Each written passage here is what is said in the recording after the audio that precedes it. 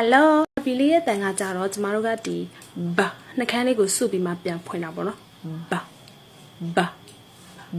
တခါတည်းဘာလို့မထွက်ပဲနဲ့ဘနှကန်းလေးကိုအရင်ကျမတို့နှကန်းနေဆိုပြီးလေနှကန်းနေဆိုပြီးအဲ့လိုတလို့ပေါ့အဲ့ဒါဘဟုတ်ပြီနော်အဲ့တော့လက်ထပ်ပြီးလေးနဲ့ပတ်သက်တဲ့စကားလုံးလေးတွေကကြတော့ BOOK book ဟုတ်ပြီနော်နောက်တစ်ခုကကြတော့ BEACH beach နောက်ကအတန်လေးတွေကကြတော့ကျမနဲ့တူတူတဖြည်းဖြည်းပြန်နေလာလို့ရရနော် beach ဟုတ်ပြီနော် BEACH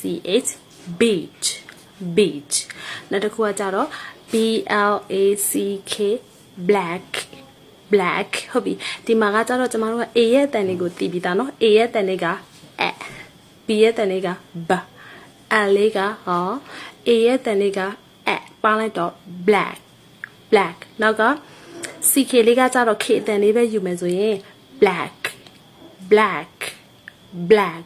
ဟုတ်ပြီတော့ BEAR okay ဒီမှာကကြတော့ကျမတို့က bear အဲ့လိုမထွက်ပဲနဲ့ဒီ BEAR လေးရဲ့အတန်ကကြတော့air တင်ကြီးသားတွေကိုလည်းကျမတို့ကဒီ IPA လေးလာတဲ့ခါကျရင်တစ်စစ်စစ်ပြန်လေးလာလို့ရတယ်နော်အဲ့တော့ B လေးနဲ့ပေါင်းလိုက်မယ်ဆိုရင် bear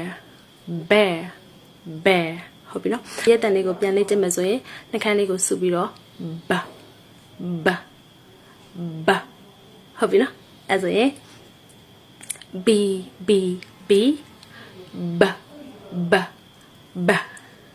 အဲ့ဆိုရင်နောက်ဗီဒီယိုလေးတွေမှာထပ်တွေ့ကြရအောင်နော် bye bye